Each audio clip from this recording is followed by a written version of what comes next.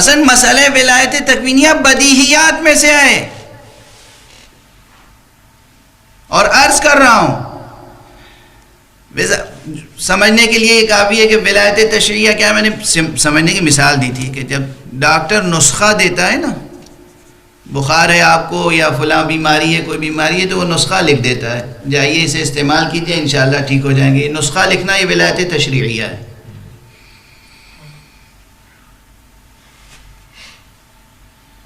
اور حضرت عیسیٰ کی طرح محمد مصطفیٰ صلی اللہ علیہ وآلہ وسلم کی طرح، امیر المومنین علی بن ابی طالب کی طرح، معصومین کی طرح مریض کے اوپر ایک اسم الہی دم کر کے شفا عطا کر دینا، صحت عطا کر دینا ولایت تکوینیہ ہے. سبحان اللہ. برائے خوشنودی صلوات پڑھ دیجئے محمد بلند تر صلوات. اللہم صلی علی محمد وآلِ محمد. بس یہاں مشکل ہو جاتی ہے. آپ نے کہا یہ شفا دیتے ہیں، شفا دینے والا تو خدا ہے. یعنی اگر انہوں نے شفا دے دی تو اس کی خدائی محدود ہو گئی. اللہ اکبر، اللہ اکبر، سبحان اللہ. کیا محدود، تنگ، تاریک نظریہ توحید لے کے بیٹھے. صفات بخشے، مکان بخشے، جگہ جگہ ایک حرم بنایا. ہماری صورت گری نے آخر خدا کو بھی ایک صنم بنایا. خدا کو اپنے وجود پہ قیاس فرما رہے ہیں. اسی لیے حضرت امام جعفر صادق علیہ الصلوۃ والسلام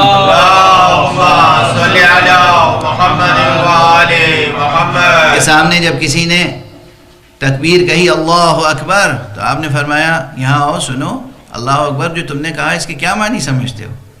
کہ نہیں اللہ اکبر من کل شیء، اللہ ہر شے سے بڑا ہے. کہا تو قیاس کر لیا تم نے، محدود کر دیا خدا کو، محدود کر دیا خدا کو. کہہ دو اللہ اکبر من ان یوصف، اللہ اس سے بڑا ہے کہ اس کی ثنا ہو سکے، اس کی صفت بیان ہو سکے، اس کی تعریف کی جا سکے، اس کو ڈیفائن کیا جا سکے. تو اللہ اکبر من ان یوصف، ہر اللہ کی صفت بیان نہیں ہو سکتی. اسی لیے میں عرض کرتا ہوں، ادھر 2-3 بار یہ جملہ کہہ چکا ہوں کہ اللہ وہ حقیقت ہے، وہ نامتناہی حقیقت ہے کہ جس کے لیے لفظ نامتناہی کافی نہیں ہے. وہ نامتناہی حقیقت ہے جو نامتناہیوں کو خلق کرتا ہے. وہ نامتناہی ہے. اب آپ کہیں گے یہ کیا آپ فرما رہے ہیں؟ آپ کے کلام میں تناقض ہے، تضاد ہے. میرے کلام میں تناقض و تضاد نہیں ہے، آپ کے ذہن عالی میں تنگی ہے، تاریکی ہے. میرے کلام میں کوئی تناقض و تضاد نہیں ہے. آپ ذوق سخن سے محروم ہیں، زبان داں نہیں ہیں، آپ زبان نہیں سمجھتے آپ. اور اس زبان کی بار بار اس لیے بات کہتا ہوں کہ امیر المومنین علی ابن ابی طالب علیہ الصلوۃ والسلام نے فرمایا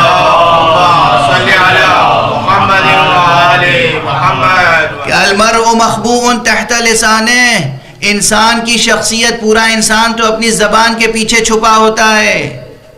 زبان کا خیال رکھیے گا، زبان سے حسب نسب کا پتہ چل جاتا ہے.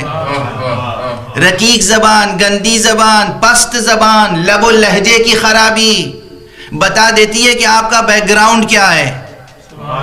مہذب، تعلیم یافتہ، شریف، نفیس گھرانے اور خاندان و خانوادے سے تعلق رکھتے ہیں یا پست بیک گراؤنڈ سے تعلق رکھتے ہیں.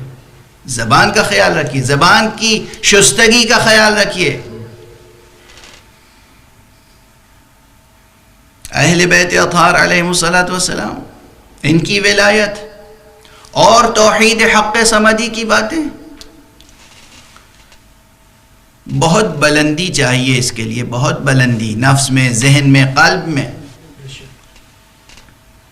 تو میں عرض کر رہا تھا، جو جملہ عرض کرنا چاہتا ہوں کہ ولایت تکوینیہ یہ ہے کہ مادہ کائنات میں تصرف کی طاقت. میں نے عرض کیا تھا، دعویٰ نہیں کیا تھا، عرض کیا تھا عاجزی سے. قرآن مجید میں ولایت تکوینیہ کے عطا کیے جانے کی دلیلیں بکھری ہوئی ہیں. 1-2 دلیلیں ہیں بس یہ کہ ایک تقریر میں سب سمیٹ کے عرض نہیں کر سکتا، سکت نہیں ہے، وقت کے دامن میں گنجائش نہیں ہے۔ جو فقیر ہوتا ہے وہ اپنی ایک ایک چیز گن گن کے رکھتا ہے، بچا بچا کے رکھتا ہے، سمیٹ سمیٹ کے رکھتا ہے۔ جو غنی ہوتا ہے وہ اپنی ہر صفت بانٹتا رہتا ہے، لٹاتا رہتا ہے، تقسیم کرتا رہتا ہے۔ وہ خدا، وہ قادر مطلق، غنی علی الاطلاق ہے۔ کیا کہنے، سبحان اللہ سبحان اللہ۔ اس نے ہمیں اور آپ کو کتنی صلاحیتیں دی ہیں۔ آج سائنس مادہ کائنات میں تصرف کرتی ہے یا نہیں؟ سائنسداں تصرف کرتے ہیں یا نہیں؟ مادہ کائنات میں تصرف کرتے ہیں یا نہیں؟ وسائل کے ذریعے سے، علمی وسائل کے ذریعے سے، علمی طریقوں سے، وسائل سے، مگر مادہ کائنات میں تصرف کر رہے ہیں۔ کیا ان کے مادہ کائنات میں تصرف کرنے سے خدا کی وحدانیت پر حرف آ گیا؟ ایک سائنسداں انسٹرومنٹس کے ذریعے سے مادہ کائنات میں تصرف کرے، خدا کی وحدانیت پہ حرف نہیں آتا۔ معصومین بغیر ظاہری وسائل کے مادہ کائنات میں تصرف کریں تو خدا کی وحدانیت میں فرق آ جاتا ہے۔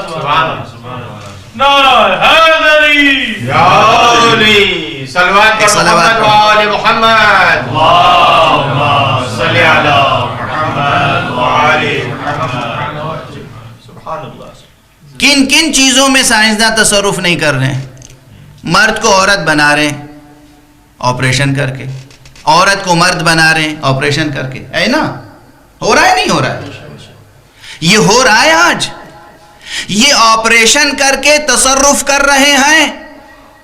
معصومین وہ ہیں جو ایک اشارہ کر دیتے ہیں، خطاب کر دیتے ہیں، ضمیریں بدل دیتے ہیں اور جنس تبدیل ہو جاتا ہے۔ وہاں اگر ہم اس چیز کا ذکر کر دیں تو توحید حق سمدی، توحید الہی، شرک ہو گیا۔ خدا کو اتنا محدود سمجھ رکھا ہے۔ یہی توحید کا تصور ہے آپ کا، یہی عظمت الہی نگاہ میں ہے آپ کے، یہی نگاہ میں ہے آپ کے عظمت الہی۔ صفات الہی کا اتنا ہی ادراک فرمایا جناب نے۔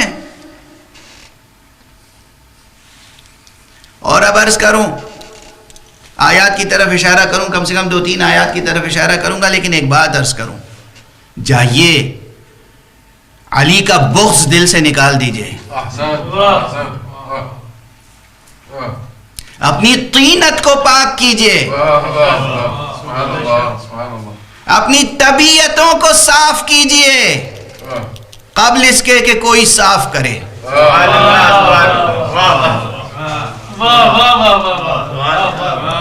اپنی طینتوں کو پاک کیجئے، اپنی طبیعتوں کو صاف کیجئے، اپنے ذہن کو روشن کیجئے، قلب کو نورانی کیجئے، مطالعہ کیجئے تاریخ کا، حدیث کا، روایات کا، آیات کا۔ اور اس کے بعد آپ دیکھیں گے کہ صدر اسلام سے لے کر، یعنی اصحاب پیغمبر سے لے کر آج تک ولایت تکوینیہ کا عقیدہ اور تصور متواتر چلا آ رہا ہے۔ یہ اصطلاح چاہے جب پیدا ہوئی ہو، اور ولایت تکوینیہ کا کلمات یہ کوائن کرنے کی ضرورت اس لیے پڑی، یہ ٹرمینالوجی، کہ چونکہ جہالت کی بنا پر، غفلت کی بنا پر ولایت کا تصور محدود کرتے چلے گئے، تو جو عرفا تھے انہوں نے اس میں اضافہ کیا۔ اور کیا تمام اصطلاحیں کیا عہد پیغمبر سے مستقر ہیں فقہ میں؟ نجس اور متنجس کی اصطلاحیں مستقر ہیں عہد پیغمبر سے؟ آج توضیح المسائل میں، آج دینیات کی کتابوں میں جو متنجس کا لفظ استعمال ہوتا ہے، نجس کا لفظ استعمال ہوتا ہے، متنجس کے مراتب کا ذکر ہوتا ہے، یہ کیا اصطلاحیں سب دور پیغمبر میں تھیں؟ یہ اصطلاحیں تو بعد میں وجود میں آئی ہیں نا؟ تو کیا اصطلاحیں اگر بعد میں وجود میں آئی ہیں تو یہ مفاہیم، یہ معانی، یہ مرادات، یہ حقائق نہیں تھے پہلے؟ تھے، یہ تھے۔ اسی طرح ولایت کا عقیدہ عہد پیغمبر سے صلی اللہ علیہ وآلہ وسلم۔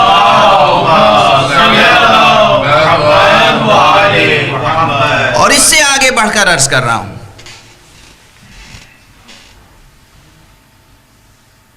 اصل ولایت تکوینیہ کا مطالبہ فطرت میں پوشیدہ ہے۔ ہر دور میں جب بھی کوئی آیا اور جس نے کہا، کسی نے کہا کہ میں خدا کی طرف سے آیا ہوں، عوام نے برجستہ کہا خدا کی طرف سے آئے ہو تو کچھ اس کی دلیل دو، دکھاؤ، کچھ ایسا کر کے دکھاؤ کہ جو عام طور پر کوئی نہیں کر سکتا. یعنی معلوم یہ کہ جو خدا کی طرف سے آئے گا عہدہ لے کر، وہ اختیار لے کر آئے گا. یہ فطری وجدانی حقیقت ہے. ہر دور میں ہر نبی سے معجزہ طلب کیا گیا یا نہیں؟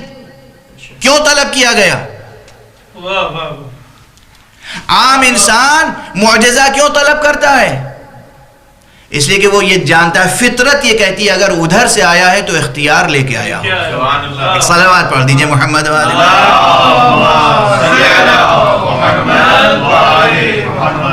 ادھر سے آیا ہے تو اختیار کچھ نہ کچھ لے کے آیا ہوگا، بے اختیار نہیں آیا ہوگا، اور وہ دکھاتے ہیں.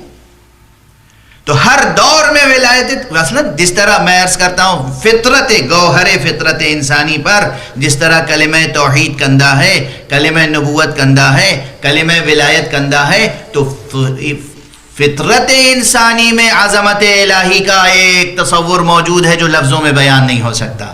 فطرت انسانی میں نبی کا ایک عظیم تصور موجود ہے جو لفظوں میں بیان نہیں ہو سکتا. فطرت انسانی میں ولایت کا ایک عظیم تصور موجود ہے جو لفظوں میں بیان نہیں ہو سکتا. بیان کیجئے تو ایسے ہی اختلافات وجود میں آ جاتے ہیں، کیونکہ الفاظ تنگ ہیں، الفاظ کی بساط چھوٹی ہے، معانی کی بساط نامتناہی ہے.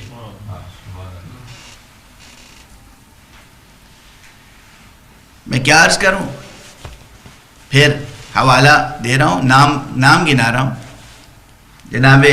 یعنی وہ مشہور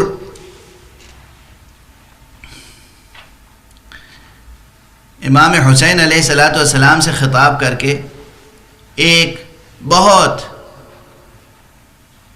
نامی مشہور بہت بلند قامت صحابی کا جملہ ہے یہ، جس نے کہ بار بار کہا ہے اپنی زندگی میں کہ علی نہ ہوتے تو میں ہلاک ہو جاتا.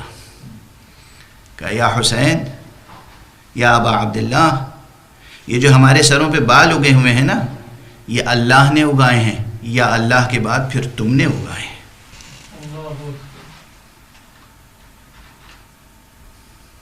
اب اس کی ظاہر ہے اس حدیث کا آج تک کسی نے انکار نہیں کیا اس روایت کا، نہ مخالف نہ موافق، صرف تعویل کی اپنے انداز سے کہ نہیں اس سے مراد ولایت تقویہ نہیں ہے، اس سے مراد کچھ اور ہے. تو اسی دوران امام حسین کو بعض روایتوں میں امام حسن کا ذکر ہے اور بعض روایتوں میں امام حسین کا، لیکن امام حسین کا نام زیادہ روایتوں میں قریب بلایا. کہا کہ یہ جو ہمارے سر پہ بال اگے ہوئے ہیں نا، انبت اللہ ثم انتم، یہ تو اللہ نے اگائے ہیں یا اس کے بعد تم نے؟ یہ کس چیز کا اقرار ہے؟ یہ ولایت تکوینیہ کا اقرار ہے.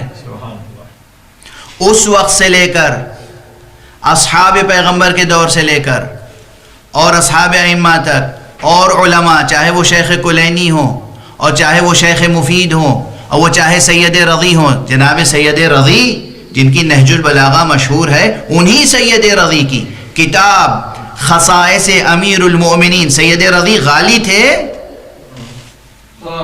سید رضی نصیری تھے،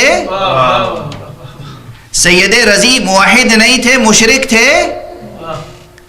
سید رضی کے بارے میں کیا خیال ہے آپ حضرات کے؟ انہی سید رضی نے جنہوں نے نہج البلاغہ مرتب فرمائی، خصائص امیر المومنین، مختصر سی کتاب، اس میں بھی وہ روایتیں نقل کی ہیں جو ولایت تکوینیہ علی ابن ابی طالب پر گواہی دیتی ہیں.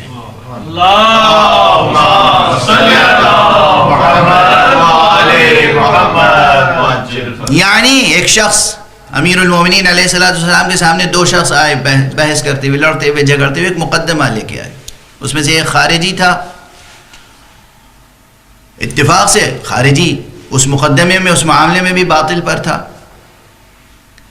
آپ نے فیصلہ کیا تو جس طرح رسول اللہ صلی اللہ علیہ وسلم کی شان میں ایک خارجی گستاخی کر چکا تھا پہلے، یعنی حضور نے فیصلہ کیا اور کہا آپ نے فیصلہ عادلانہ نہیں کیا ہے، تو حضور نے فرمایا ویحک، اگر میں عادل نہیں کروں گا تو پھر کون عادل کرے گا؟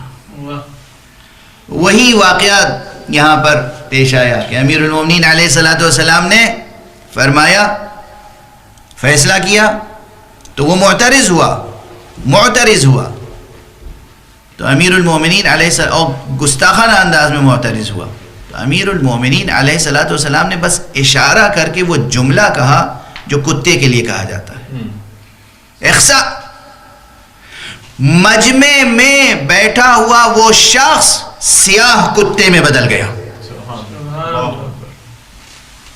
میں صرف اشارہ کر رہا ہوں، آدھا واقعہ بلکہ آدھے سے بھی کم واقعہ پڑھ رہا ہوں، وقت گزر چکا۔ کس نے نقل کیا یہ واقعہ؟ اور پھر دوبارہ انسان بھی بنایا اسے، دوبارہ انسان بھی بنایا۔ کس نے نقل کیا یہ واقعہ؟ کسی نصیری نے؟ کس نے نقل کیا یہ واقعہ؟ کسی غالی نے؟ کسی مشرک نے؟ آپ حضرات کی اصطلاح میں جو حضرات ذاکرین کی توہین کرتے ہیں، کسی منبری نے، کسی روزہ خون نے، کسی ذاکر نے، شریف رضی جامع نہج البلاغہ، انہوں نے نقل کیا۔ تو اس وقت سے لے کر شریف رضی ہوں، شریف مرتضیٰ ہوں، ان کے استاد شیخ مفید ہوں، ان کے شاگرد ہوں، اور اس وقت سے لے کر صرف امام خمینی ولایت تکوینیہ کے قائل نہیں ہیں۔ مصباح الفقاہہ کتاب اٹھا کر دیکھیں، آیت اللہ العظمیٰ سید ابو القاسم خوئی، وہ بھی ولایت تکوینیہ کے قائل ہیں۔ ایک صلوات پڑھ دیں محمد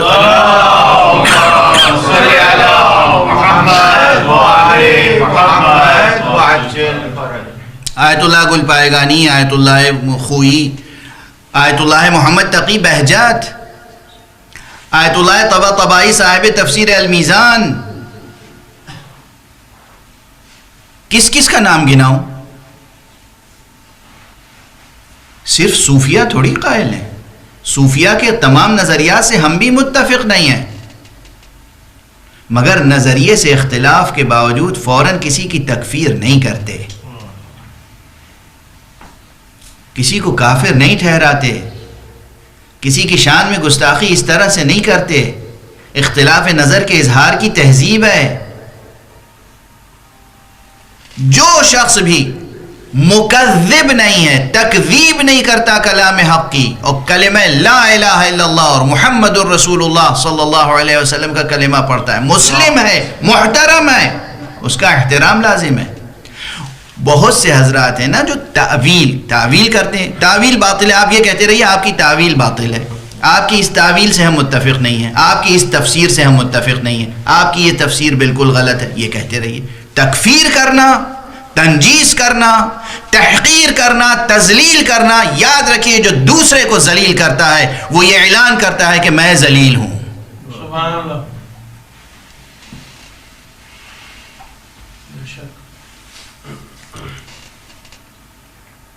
میں 2-3 مثالیں عرض کر دوں، جا کے تمام علماء کی کتابیں پڑھیں نا پہلے، چھوٹے چھوٹے اقتباس کہیں سے یہاں سے ایک لائن پڑھ لی، ان کا ایک جملہ سن لیا، اس ایک سنے ہوئے جملے پر اور اس ایک لائن کی پڑھی ہوئی عبارت پر فتویٰ دیتے ہیں لوگ۔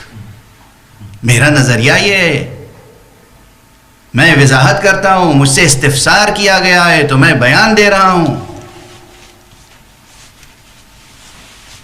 سبحان اللہ۔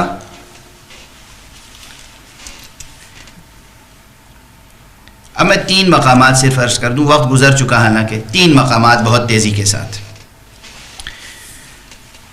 قرآن مجید میں بعض مقامات پر آیتیں ہیں جس میں کہا گیا ہے کہ یہ چیز کسی کو حاصل نہیں ہے، صرف خدا کے لیے مخصوص ہے، اور اسی طرح کی آیات لے کر آتے ہیں لوگ۔ مثلا سورہ مبارکہ نساء میں ایک آیت ہے جس کا آخری فقرہ ہے فَإِنَّ الْعِزَّةَ لِلَّهِ جَمِيعًا۔ عزت کس کے لیے ہے؟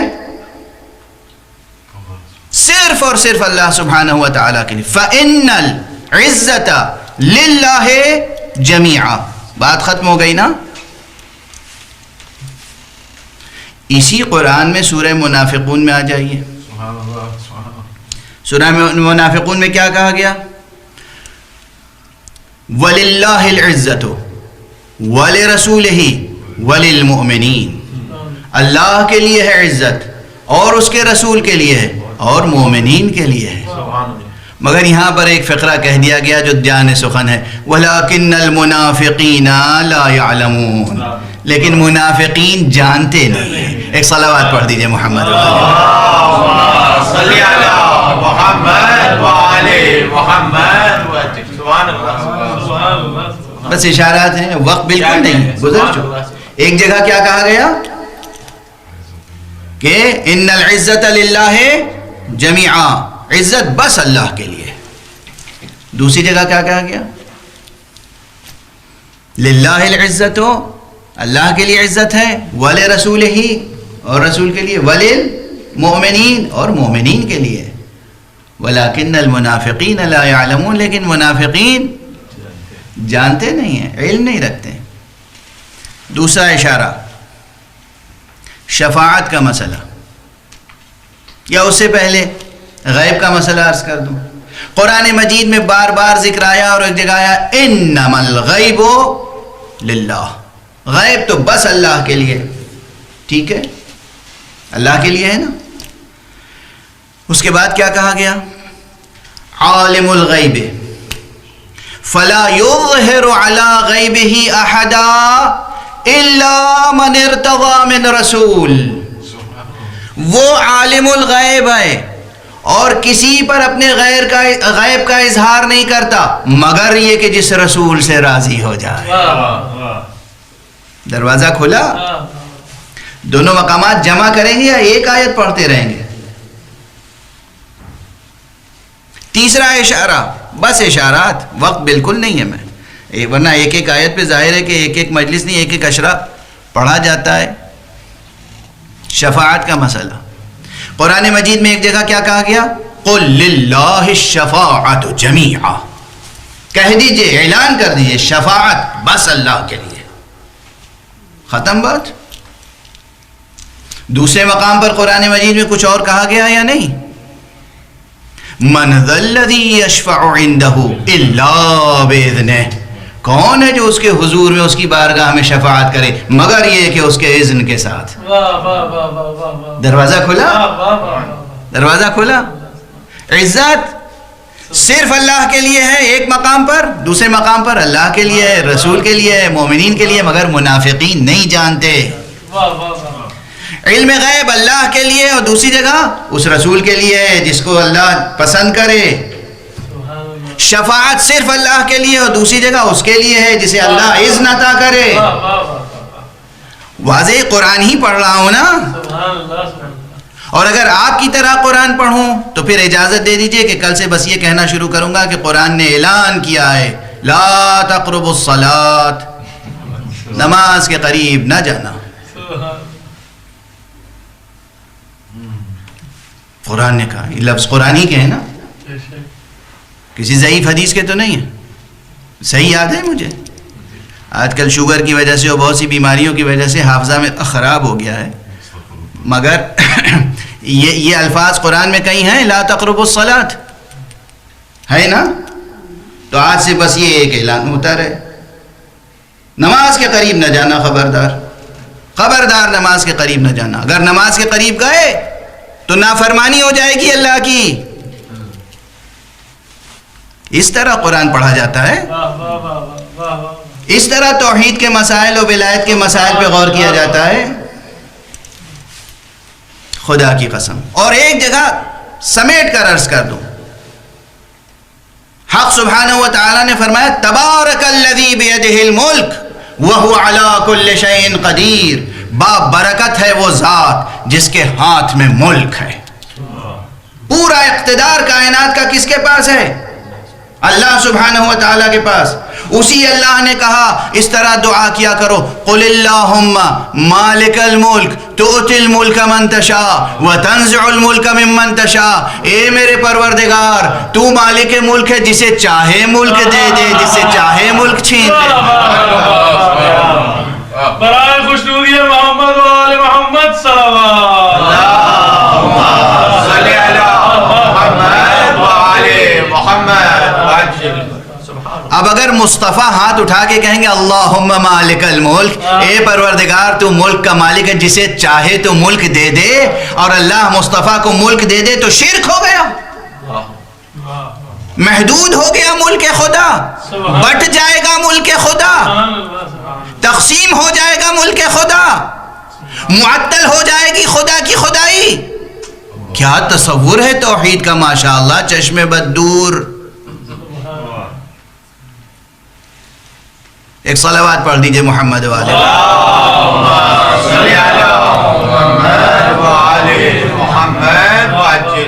بس وقت گزر چکا۔ ان کی عظمت اسی میں، یہ ایسے عبد خدا تھے کہ اس نے ان کو اپنے ملک و ملکوت کا امین بنایا تھا، اور یہ اس کی مشیت اور اس کے اشاروں کے پابند تھے۔